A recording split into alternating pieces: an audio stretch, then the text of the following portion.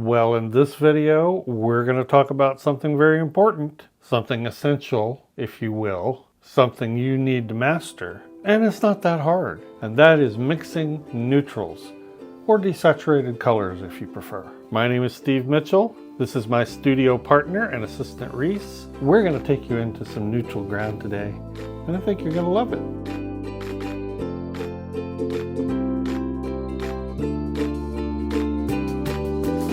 Well, hello minders. Welcome back to the Mind of Watercolor. If you're new here, my name is Steve. I'm a watercolor painter and artist, and we talk about mostly watercolor here, watercolor gouache, and a few other things. And today we are going to look at mixing neutrals. Now, folks, mixing neutrals is probably one of the most important color theory, color mixing skills that you will learn. It's so incredibly important. If you're a beginner, you have to know, and you must know, that painting colors just right out of the tube, that can happen, but you need to learn to mix neutrals. And what we're talking about when we talk about neutrals, we're talking about desaturating color. That is making it less vibrant, more grade, neutral. And neutrals can be very beautiful. Today we're going to review my 6-color set from Maimeriblu. It's just a good basic set to demonstrate this principle with. But the principles I'm going to talk about today can apply to any type palette. And I had a video where I introduced this set if you want to go see it. As I introduce these colors, as I review them again, I'll talk about where you might get a similar color or what a similar color is that you may already have. But these colors very well represent what you'll run into with the various hues in the spectrum and how to desaturate them. So important. And by the way, if you're interested in this set, it's available on Amazon or on Jerry's Artorama. 6 colors. Designed this set mainly for landscape, but it could be used for other things. It has a selection of 4 what I would call earthy colors: yellow ochre, dragon's blood, hooker's green, and indigo, and 2 vibrant colors, quinacridone lake and turquoise. Links for this will be below. Okay, so let's look at these colors again. Indigo is a blue. It's sort of a earthy, kind of a gray blue, but it's similar to Payne's gray, only a little bluer, I would say. There are brands out there that have Payne's gray that are very similar to this, but it definitely is a blue cast. The next is phthalo turquoise. You might have a cyan in your collection of colors that would be similar, or you might just have some other form of turquoise. Hooker's green is a very earthy, warmish, but grayed down green, very useful for landscape.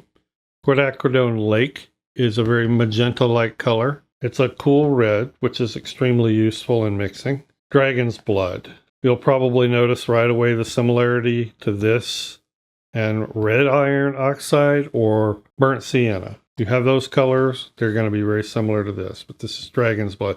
This is one of my favorite, probably, Maimeri colors. And then finally, yellow ochre. Very earthy, warm yellow. That's what we're going to work with today, and we're going to talk about mixing neutrals. Or, again, if you're a beginner, desaturated colors. So important, can't be overstressed. Just to emphasize the importance, just take a look at paintings, not only by myself, but by a number of really great artists out there, and just take note of how much of their painting is actually desaturated or neutral. Joseph Bukvich is a very good example. I mean, there really are tons of great examples. Andy Evanson, excellent example. Some paintings of my own are good examples. Unless you paint really vibrant flowers or almost design-oriented type paintings, rarely will you paint something with a color right out of the tube. You're going to need to augment it somehow. Not just to change hues, but to make the hues a little more subdued. It's just a way of making them look more natural. All right, let's take a look at indigo first. And what I'm going to do is just kind of demonstrate what you can do with it here on my Butcher Tray palette. And then when we find some really interesting mixes, I'm going to add them in the column below. Indigo is the color that they generally make blue jeans out of. Generally, if you think of blue jeans, most of them are dyed with indigo. So being a blue, the first thing to know about mixing complements is complements are the same thing as opposites. What is the opposite of blue? Well, if you're a total newbie to color theory, the opposite of blue is orange.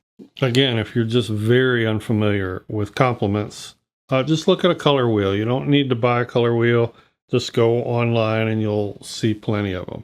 A complementary color is going to be an opposite or opposite on the color wheel. So if you have blue, the complement of blue is orange.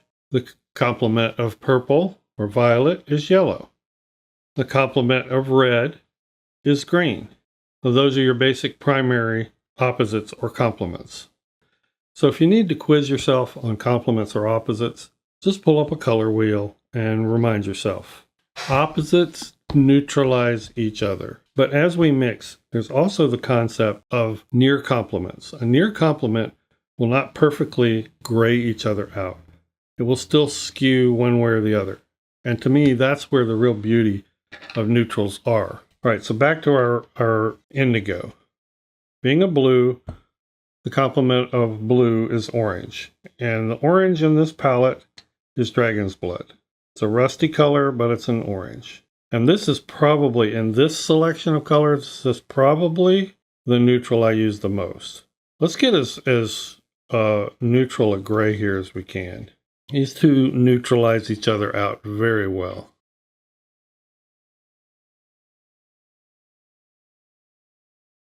And there you have a fairly neutral gray. What I love, though, about mixing your own neutrals is how easy it is with just a stroke of the brush to bend the mixture back and forth. This makes a really great sort of brown or umber. If you bend the mixture towards Dragon's Blood, I'm sorry, I've been cutting some of that off. This is Dragon's Blood over here. It's the color that's very much like burnt sienna. All right, so let's put that down. Here's our warm gray, neutral.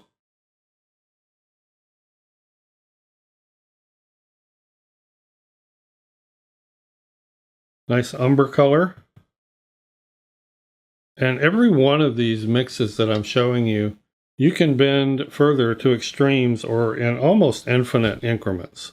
This one is sort of just coming off the indigo, still fairly a cool gray, warmer.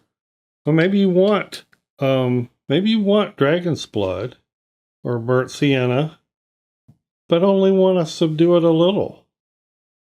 You reach for your complement. Now I have a really nice brown. Less rusty color, and in landscape that would be and is very useful. How far you want to go with it is totally up to you. This would be nearly back to full strength, Dragon's Blood, but just backing off a little bit, so it's not quite so intense. And that's indigo mixed with Dragon's Blood. Very nice complements. Probably the best, perfect complement in this selection of colors. If you're wondering what brush I'm using, this is a Princeton Neptune 1/4 inch flat. Very good brush. Very nice for swatching especially. All right, so what about phthalo turquoise? Phthalo turquoise is a blue-green. Mostly blue. Well, the best complement is still going to be Dragon's Blood. And here we're talking about a near complement. But let's see what that does. So let's get some Dragon's Blood out here. Take a look. Let's pull over some phthalo turquoise. Let's try to get equal amounts in there as much as possible until we have, this is probably the most neutral that we have. And that's a very nice gray. That's, it kind of skews a little green, but this is what I'm talking about when I say near complements are really nice. They're really nice to work with. They give you some great colors. Let's go ahead and swatch this. And this top row, I guess, whoops, will be the closest to an absolute gray that we have out of that mixture. So here you can see with phthalo turquoise and Dragon's Blood, you can mix a fairly neutral gray. Also, it's warmer though. It's light green gray. Well, phthalo turquoise is a very intense color. So to paint with it, And it is a beautiful color, but you're going to want to, at times, really reduce that down in intensity.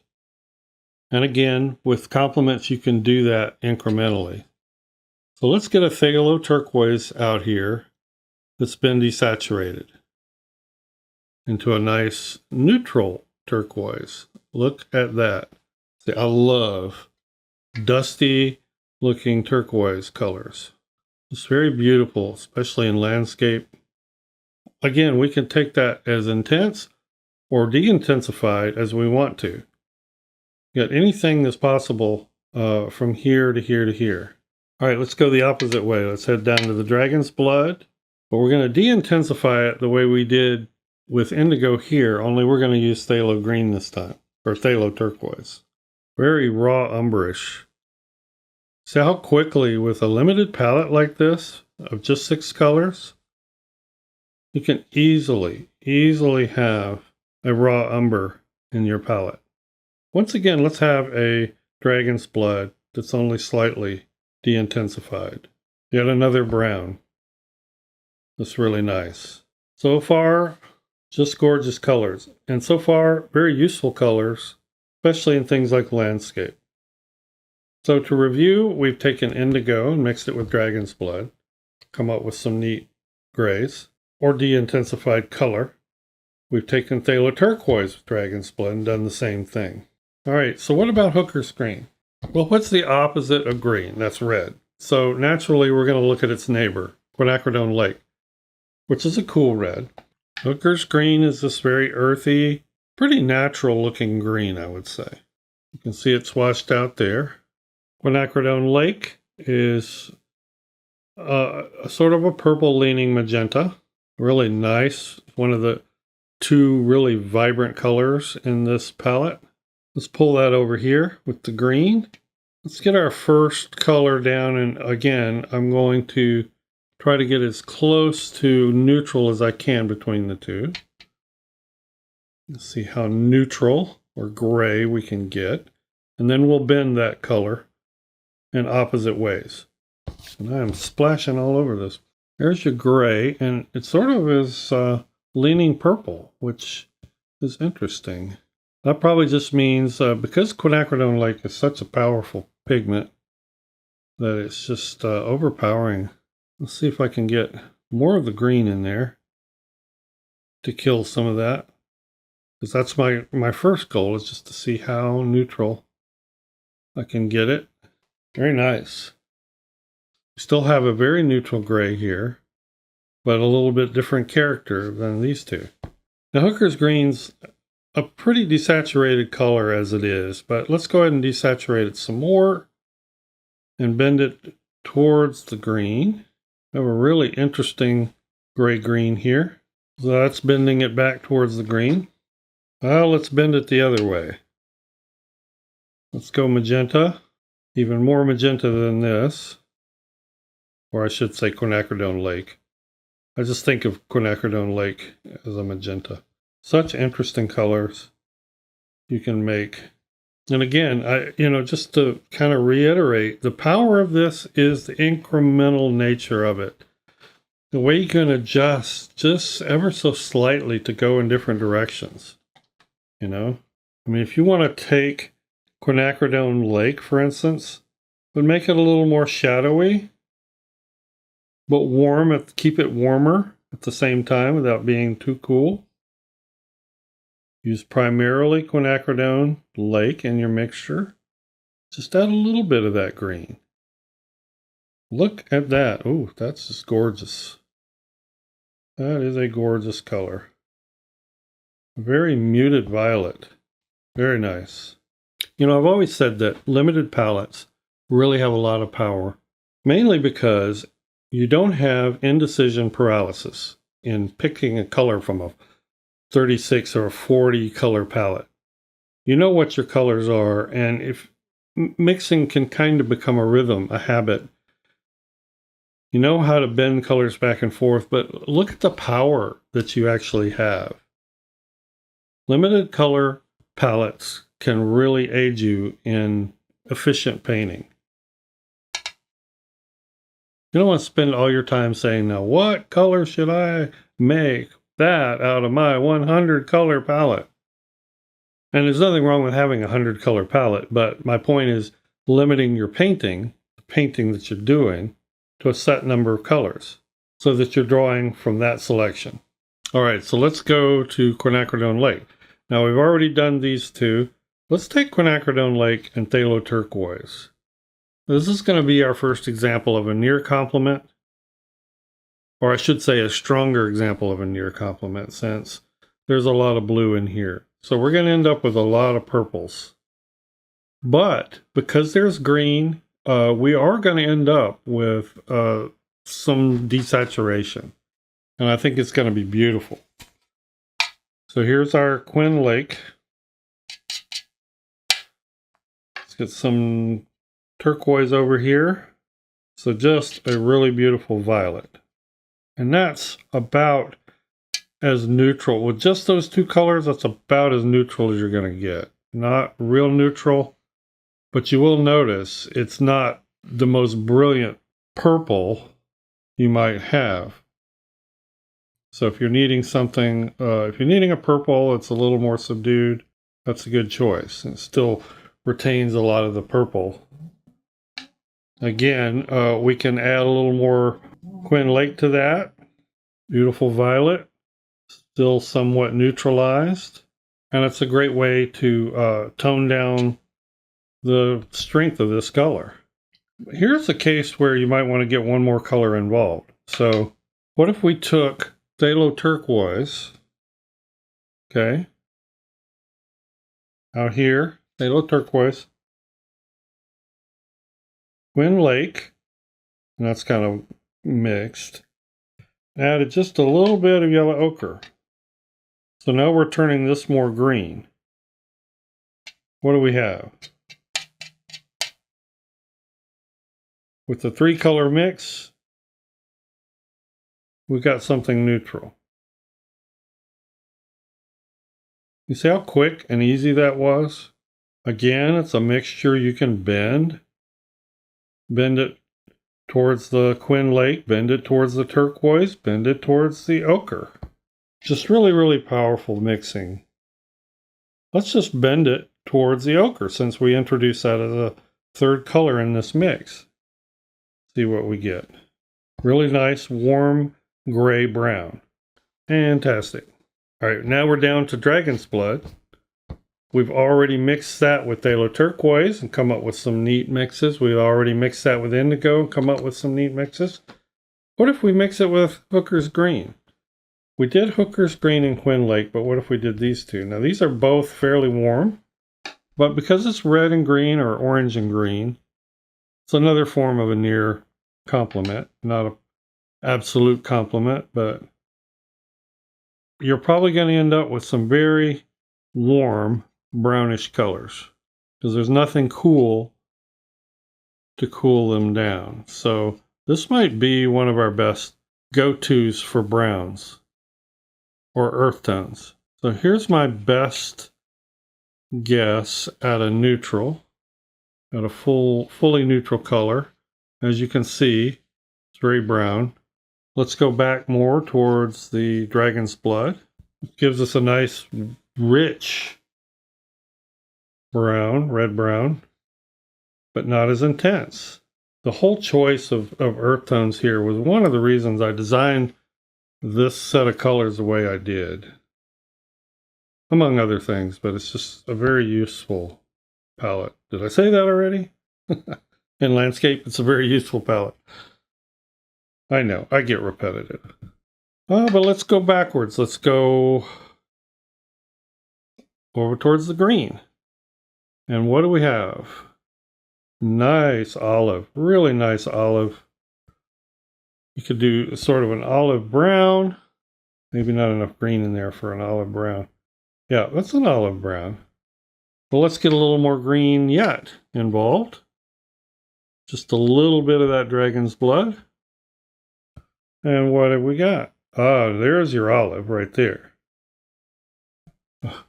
Hooker's Green is a good portion of the way towards olive already, but this just really seals the deal. If you need a nice landscape olive, which I often do, look at that. So that's Dragon's Blood and Hooker's Green. Fantastic. All right, last but not least, yellow ochre. Look at that beautiful yellow. Nice earthy but vibrant yellow. Just some of that out here. Now, the closest thing we have to a complement is going to be Quinn Lake, at least in this selection. That's leaning violet, but it's a lot of red in it too. So you don't have a perfect complement, but a near complement. But there's going to be some desaturation nevertheless. And I suspect it's going to be beautiful. So here's our yellow ochre. What's the closest we can get to a neutral? Is really just sort of a dusty yellow orange. But man, how useful that would be in a landscape. Just a very sandy kind of color. And you know, honestly, we're getting sort of into just raw color mixing here rather than neutrals, but that's okay.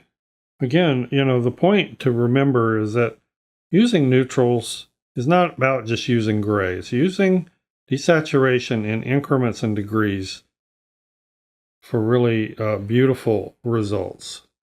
Let's bend that mixture a little more magenta. Ooh, boy, is that pretty. That is really pretty. That's a deep, sort of a dusty salmon color. Nice. Well, just like we did with this, the Dragon's Blood and the Phthalo Turquoise, which were not perfect complements, let's get a third color involved. Let's add a little bit of blue. Let's add the turquoise as our third color. And we should get and see a little bit more desaturation, and we do.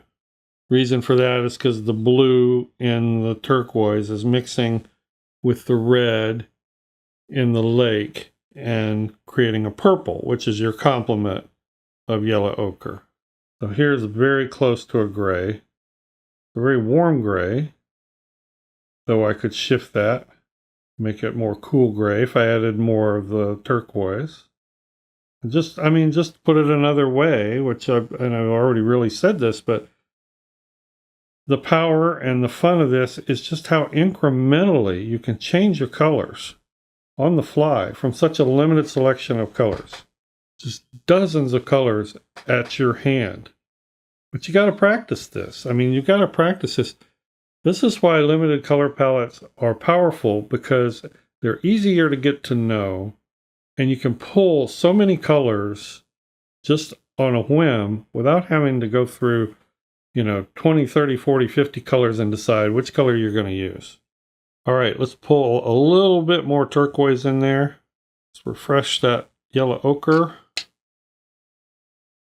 The yellow ochre and the turquoise are making sort of a olive green, which we've already seen that.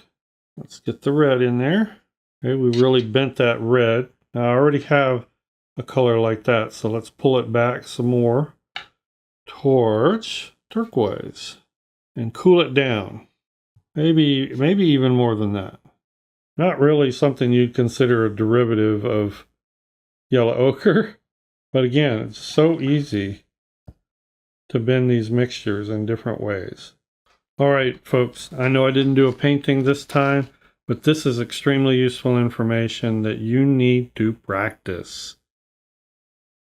You need to be able to go to a color and say, oh, that's too intense.